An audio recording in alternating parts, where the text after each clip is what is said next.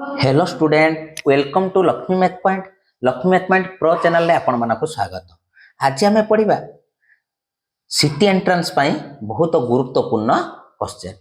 तो Odia grammar 50 T question रहिबो जहाँकि परीक्षा रे 2 मार्क निश्चित आसीबो। तो स्टार्ट करियो पिला माने। तो लाइक कर दबो, शेयर कर दबो, सब्सक्राइब करिया को भूलिबोनी पिला माने। फर्स्ट क्वेश्चन को जिबा देखो। एकाधिक पद मिलित होई एक बा एकाधिक पद मिलित होई मनर भाव को संपूर्ण रूपे प्रकाश कले ताको कोन कह जाय? शब्द कह जाय ना वाक्य कह जाय ना ध्वनि कह जाय ना भाषा कह जाय? कोन आसीबो ना एटा वाक्य कह जाय। जे एक बा एकाधिक पद मिलित होई मनर भाव को संपूर्ण रूपे प्रकाश कले ताको वाक्य कह जाय। शब्द काको कहबा ना एकाधिक अक्षर मिसी गोटा अर्थ प्रकाश करूथिले ताको हमें शब्द कहबा। हो ना नहीं ना आमे जेटा कहूचु बा जोटा कहूचु सेटा को आमे तार कोन कहूचु ना ध्वनि बोली कहूचु। आ भाषा कोन ना ध्वनि को आमे जो पाइरे लेखु माने कहूचु तो सेटा होची भाषा। विभिन्न प्रकार भाषा अछि, उड़िया हिंदी तेलुगु दुनिया भाषा अछि। नेक्स्ट क्वेश्चन को जिबा देखो। वाक्यर गठन पई केतेक मुख्य लक्षण थाए? जे वाक्य गठन पई मुख्यतः दुईटा हमर कोन ना लक्षण थाए। ऑप्शन ए करेक्ट आंसर आसी जो ऑप्शन ए। नेक्स्ट क्वेश्चन को जिबा देखो। वाक्य रे व्यवहृत पद गुड़िकर पारस्परिक संबंध को जे वाक्य रे व्यवहृत जे पारस्परिक संबंध को योग्यता कह जिवो ना आकांक्षा ना आसक्ति ना उद्देश्य कोन ना ताको हमें योग्यता बोली कहिथाउ। पर रखियो वाक्य रे व्यवहृत पद गुड़िकर पारस्परिक संबंध को हमें योग्यता बोली कहिथाउ। आकांक्षा कोन ना वाक्य रे जदी कोन ना वाक्यर फुल वाक्य टिकु बा सेंटेंस टिकु कोन ना पूर्ण करिया पई अपेक्षा करूथिले तो सेटा को हमें आकांक्षा बोली कहिथाउ। आ पद संयोजन को हमें आसक्ति बोली कहिथाउ। बुझियला? आ उद्देश्य के ना हमें सब्जेक्ट गोटे वाक्य रे जेटा हला सब्जेक्ट बा कर्ता थाए तो सेटा को उद्देश्य बोली कहा जाए। नेक्स्ट देखो। वाक्य रे अर्थबोधकता पई पद अन्य पद अपेक्षा करूथिले ताको हमें कोन कहिथाउ ना आकांक्षा बोली कहिथाउ। मन रखियो वाक्य रे अर्थबोधकता पई गोटे पद अन्य पद को अपेक्षा करिथिले ताको आकांक्षा बोली कहा जाए। विधेय कोन ना प्रेडिकेट इंग्लिश रे कोन कहा जाए ताको प्रेडिकेट बोली हमें कहिथाउ विधेय। तेनु ऑप्शन बी करेक्ट आंसर आसी ऑप्शन बी। नेक्स्ट देखो। वाक्य रे पद गुड़िकर सठिक सन्निवेश बा श्रृंखलित स्थापन को कौन कह जाए? सुनो वाक्य रे पद गुड़िकर सठिक सन्निवेश बा श्रृंखलित स्थापन को आमे कौन कहिथो ना आसक्ति बोली कहिथो। आसक्ति ऑप्शन सी करेक्ट आंसर आसीबो। नेक्स्ट क्वेश्चन को जिबा। छेलीटी आकाश रे उडुची, छेली उडी परिबा आकाश रे? उडी परिबनी, तार योग्यता नाही। कोन ना तार योग्यता नाही। ऑप्शन सी छेलीटी आकाश रे उडुची, उडी परिबो की? उडी परिबो नाही, तार सेटा योग्यता नाही से छेली रो। तो ऑप्शन सी पिला माने करेक्ट आंसर।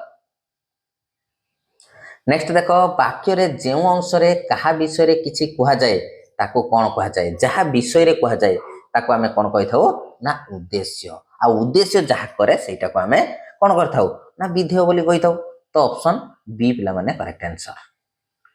नेक्स्ट क्वेश्चन को जिबा। वाक्य रे उद्देश्य विषय रे जहा किछि कहा जाए ताको कोन कहा जाए? वाक्य रे जदि उद्देश्य जहा विषय रे कहिला ताको विधेय बोली कहा जाए। विधेय कोइ बोली कहा जाए ना ऑप्शन ए करेक्ट आंसर। ए विधेय जगह जदि क्रिया थांता क्रिया ही थांता आंसर। नेक्स्ट देखो। राम बही पढ़ुची, एही वाक्य रे उद्देश्य किए? देखो राम बही पढ़ुची, राम होची उद्देश्य आ विधेय होची किस बही पढ़ुची होची विधेय। गुटे सेंटेंस रे हम इंग्लिश रे पढ़िथिले गुटे सेंटेंस हेबे to main part, Gute subject uh Gute predicate phase. तो एठी हला प्रेडिकेट फेज किए ना बही पढ़ुची, विधेय उद्देश्य कोन ना राम। तो ऑप्शन सी करेक्ट आंसर आसी जो ऑप्शन सी। क्लियर? नेक्स्ट देखो। हरि बहुत भल गीत गाए, इठी विधेय किए? ताने हरि होची सब्जेक्ट आसीला कर्ता आउ जहा रहिला सेटा होची कोन ना प्रेडिकेट बा में विधेय।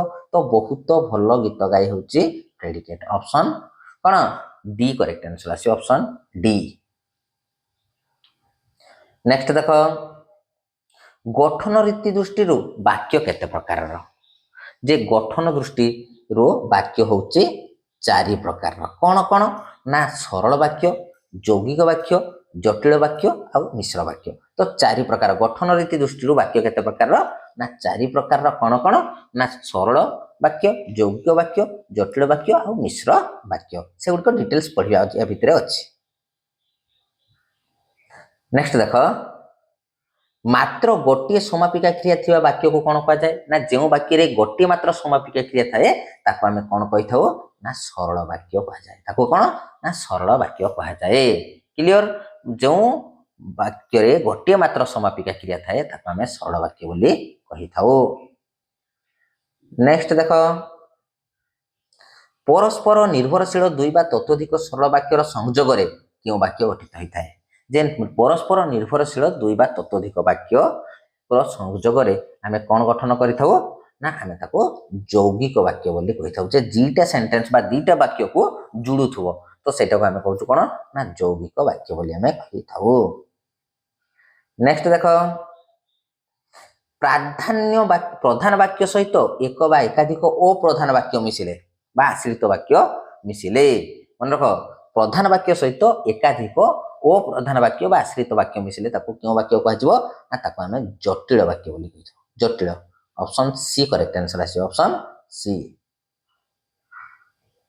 नेक्स्ट देखो जेकोसी प्रकार वाक्यर समुन्नत रूप को कौन कह जाए जे जेकोसी वाक्यर समुन्नत रूप को तार मिश्र वाक्य बोली कह जाए। मन रखियो जेकोसी वाक्यर व्यवहृत जे प्रकार वाक्य को समुन्नत रूप को आमे कौन कहिथाउ ना मिश्र वाक्य बोली कहिथाउ। तो पिला माने डिटेल्स जानि गले ना जे मिश्र वाक्य यौगिक वाक्य जटिल वाक्य आ कोन सरल वाक्य। नेक्स्ट क्वेश्चन को जिबा एबे हला कोन ना एठी उदाहरण अनुसार तमे कहिबो शिक्षक श्रेणी को आसिले एवं पिला माने पढ़िले एटा क्यों प्रकार वाक्य एठी कोन लागिछि एवं लागिथिबो ओ लागिथिबो मात्र लागिथिबो किंबा लागिथिबो तो ए गुडी को जदी लागिथिबो तमे कन्फर्म होइजो सेटा कोन ना यौगिक वाक्य बुझौछि एठी संयोजक हमर अवय व्यवहार करा जाछि एवं दुईटा सेंटेंस को जोडुछि बा दुईटा वाक्य को जोडुछि तो ऑप्शन सी करेक्ट आंसर आसी जिवो। नेक्स्ट देखो जो माने परिश्रम करती से माने सफलता पाती यह क्यों प्रकार वाक्य जो माने परिश्रम करती से माने सफलता पाती जेते बेले राम आसिला मु सेते बेले पढुथिली जेते बेले हरि खाउथिला सेते बेले मु टीवी देखुथिली तो जेते बेले सेते बेले लागिथिबो जो माने से माने लागिथिबो तो सेटा आसी जिवो कोन ना हमर कोन ना जटिल वाक्य। ऑप्शन सी पिला माने करेक्ट आंसर आसी जिवो ऑप्शन सी जेते बेले राम ट्रेन ले जाउथिला सेते बेले मु मोबाइल रे गपुथिली तो ए सब जिंस होचे ए सब वाक्य होची कोन ना जटिल वाक्यर उदाहरण बुझौची। नेक्स्ट देखो प्रकाश भंगी बा रूप दृष्टि वाक्य को केते भाग रे विभक्त करा जायछि जे प्रकाश भंगी अनुसार वाक्य को हमें 5 भाग रे विभक्त करिछु कोन 5 भाग रे कोन कोन ना हमर विभूति सूचक वाक्य तापरे प्रश्न सूचक वाक्य विस्मय सूचक वाक्य आदेश बा अनुरोध सूचक वाक्य आ नास्ति सूचक वाक्य बुझिला तो 5 प्रकार वाक्य में कोन जे गठन दृष्टि 4 प्रकार थिला आ प्रकाश भंगी बा रूप दृष्टि ताहा 5 भाग रे विभक्त करा जायछि। नेक्स्ट देखो कौन से निर्दिष्ट विषय को विवृति करुथिबा वाक्य को कौन कह जाय जे विवृति दउतो माने एठी जानि गलो कोन ना विवृति सूचक वाक्य जेठी प्रश्न तयारी होतो सेटा प्रश्न सूचक वाक्य तो जेठी विस्मय भाव प्रकाश करछो सेठी विस्मय सूचक वाक्य नास्ति सूचक ना नाही अर्थ रे जे मु आज हाट को जीवी नाही तारे ना नास्ति सूचक तो सेटा होची नास्ति सूचक तो ऑप्शन एठी बी करेक्ट आंसर आस जो विवृति भाव प्रकाश करछि माने सेटा विवृति सूचक वाक्य। क्लियर। नेक्स्ट देखो कि सुंदर दृश्य देख जिते विस्मय सूचक चिन्ह थी ना ता चिन्ह थी गोटे गार देके तले गोटे फुटिकी थी सेटा को से चिन्ह को देखिकी तुम कौन कर ना आखि बुझिकी कौन कर ना विस्मय सूचक वाक्य सेटा कौन ना विस्मय सूचक वाक्य। प्रश्न सूचक चिन्ह थी कौन ना डा भाया कथा चिन्ह तो सेटा प्रश्न सूचक तो ऑप्शन सी करेक्ट आंसर आसी ऑप्शन सी। नेक्स्ट देख आदेश अनुरोध क्षमा प्रार्थना बुझाउथिया वाक्य को कौन कह जाए जे आदेश अनुरोध और क्षमा प्रार्थना बुझाउथिया वाक्य को आमे कौन कहिथो ଅନୁଜ୍ଞା ସୂଚକ ବା ଆଦେଶ ସୂଚକ ବାକ୍ୟ ବୋଲି କୁହାଯାଏ। ଅନୁଜ୍ଞା ସୂଚକ ବା ଆଦେଶ ସୂଚକ ବାକ୍ୟ ବୋଲି କୁହାଯାଏ। Option A correct answer. Next ଦେଖ, ତୁମେ କେବେ ଆସିଲ, ଏଠି କ'ଣ ଦେଇଛି? କ୍ୱେଶ୍ଚନ ମାର୍କ ଦେଇଛି ନା, ହଁ ନା ନାହିଁ? ତ ଏଟା ତମେ ଜାଣିଗଲ କ'ଣ ନା ପ୍ରଶ୍ନ ସୂଚକ ବାକ୍ୟ। ଅପସନ୍ ସି କରେକ୍ଟ ଆନ୍ସର ଆସିବ, ଅପସନ୍ ସି। ନେକ୍ସଟ ଦେଖ, ମୁଁ ଆଜି ଭୁବନେଶ୍ୱର ଯିବି ନାହିଁ, ଏଠି କ'ଣ ଆସିଛି ନା ନାହିଁ ଆସିଛି। ଭଲ ଭାବେ ଦେଖ, ନାହିଁ ମାନେ କ'ଣ ନା ନାସ୍ତି ସୂଚକ ବାକ୍ୟ। ଆଉ ମନେ ରଖିଥିବ ନୋ, ନୋ ଆଉ ନାହିଁ ଭିତରେ ଡିଫରେଣ୍ଟ କ'ଣ? ମୁଁ ଆଜି ଯିବି ନାହିଁ, ନାହିଁଟା ଲାଷ୍ଟରେ ବସୁଛି। ମୁଁ ଯାଇଥିଲି, ସେ ନଥିଲେ, ନଥିଲେ, ନଥିଲେ। ବୁଝଉଛି ଯେ କ୍ରିୟା ପୂର୍ବରୁ ନ ଦନ୍ତନ ବସିବ ଆଉ ନାହିଁଟା ବାକ୍ୟର ଶେଷରେ ବସିବ। ଏଟା କ୍ଲିୟର ମନେ ରଖିଥିବ।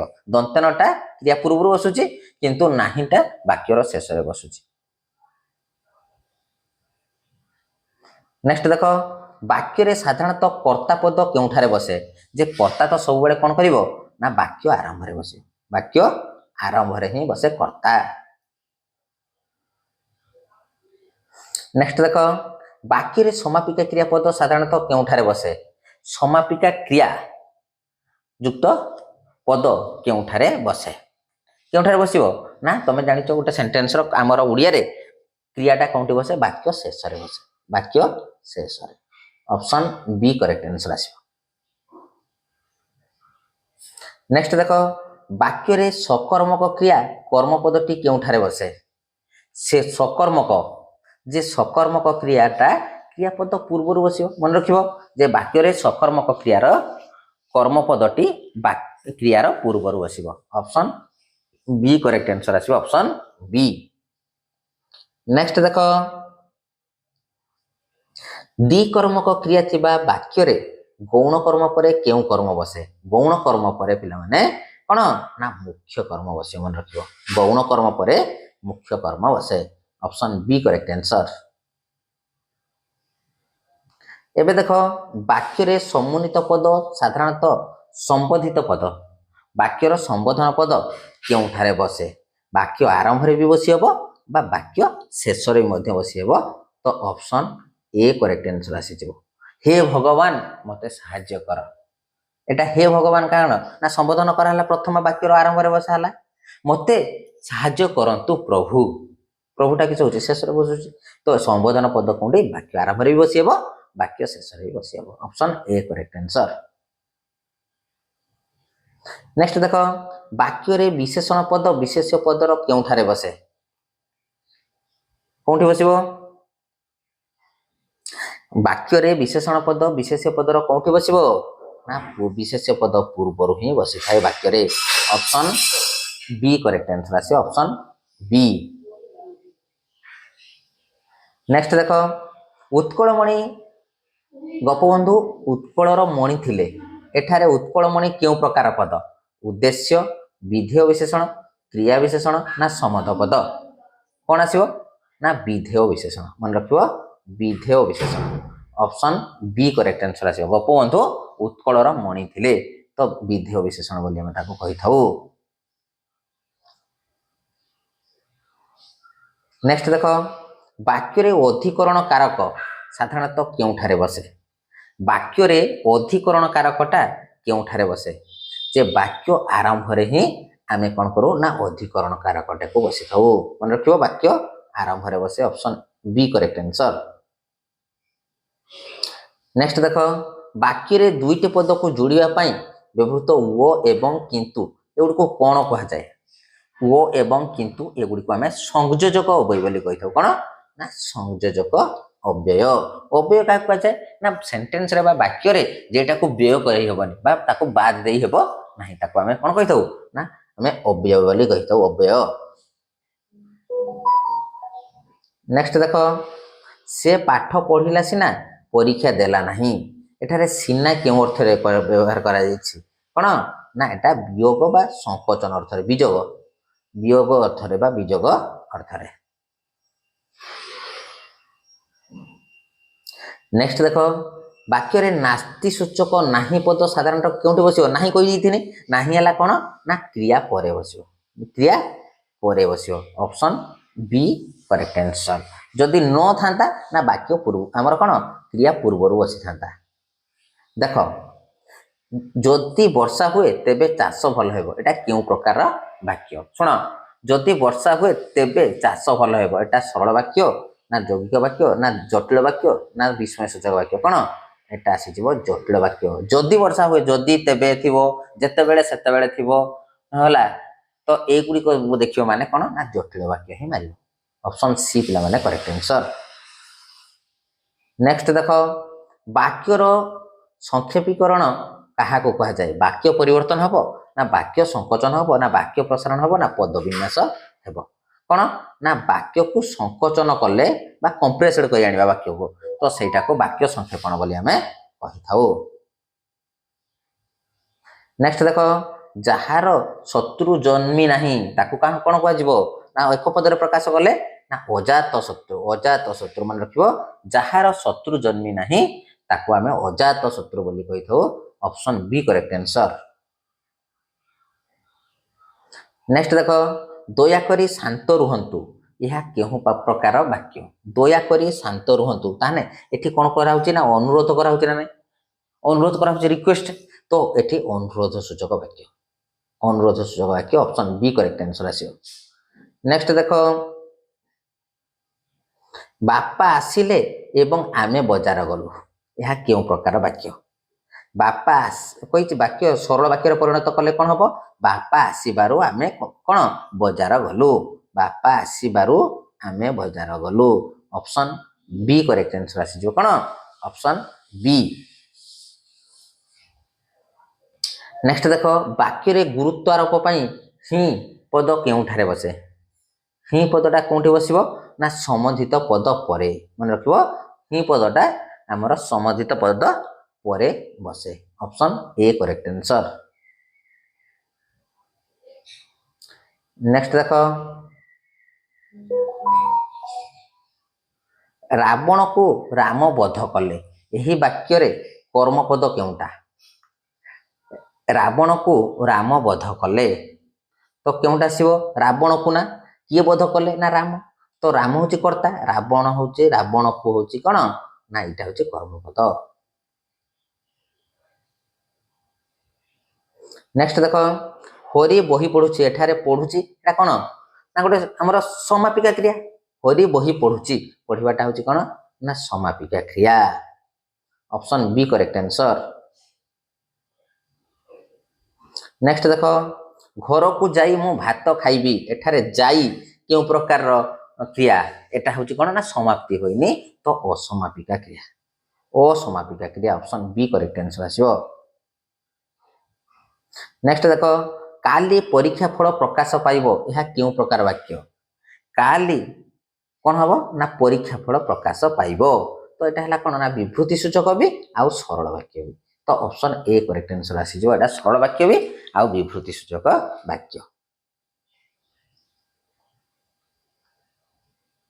नेक्स्ट देख वाक्य करण कारक बा उपादान पद साधारणतः कौटी बसे कौटी बस ना आमर कर्ता ओ कर्मर मझीरे बस मन रख वाक्य करण कारक साधारणतः क्योंठी बस कर्ता ओ कर्मर मझीरे बस इंपोर्टाट क्वेश्चन परीक्षा बहुत समय आसे। देख तुम्हें काली आसब कि ये कौन कराई ना क्वेश्चन मार्क दिखाई तो यहाँ प्रश्नवाची आसीज हाँ ना नहीं तो प्रश्नवाचक चिन्ह माने वाक्य प्रश्नवाचक चिन्ह माने कौन वाक्य जहाँ आशा करा ताहा ही है यह क्यों प्रकार वाक्य जहाँ ताहा लगी माने कौन ना जटिल वाक्य ना नहीं option C correct answer trick use करिवो खाली।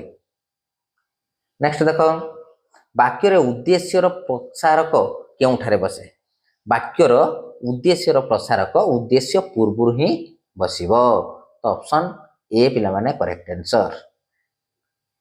नेक्स्ट देख सुधीर जड़े मेधावी छात्र यही वाक्यर नास्ति सूचक रूप कौन है जे सुधीर जड़े मेधावी छात्र नुहे हाँ यहाँ हो पार एटा तो हेनी जे ओ मेधावी हुए कि सुधीर पाठ पढ़े ना कहबनी जे सुधीर जड़े मेधावी छात्र नुहे ऑप्शन सी करेक्ट आंसर आसीबो ऑप्शन सी।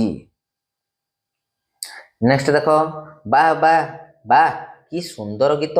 ଏହି ବାକ୍ୟଟି କେଉଁ ଭାବକୁ ପ୍ରକାଶ କରୁଛି?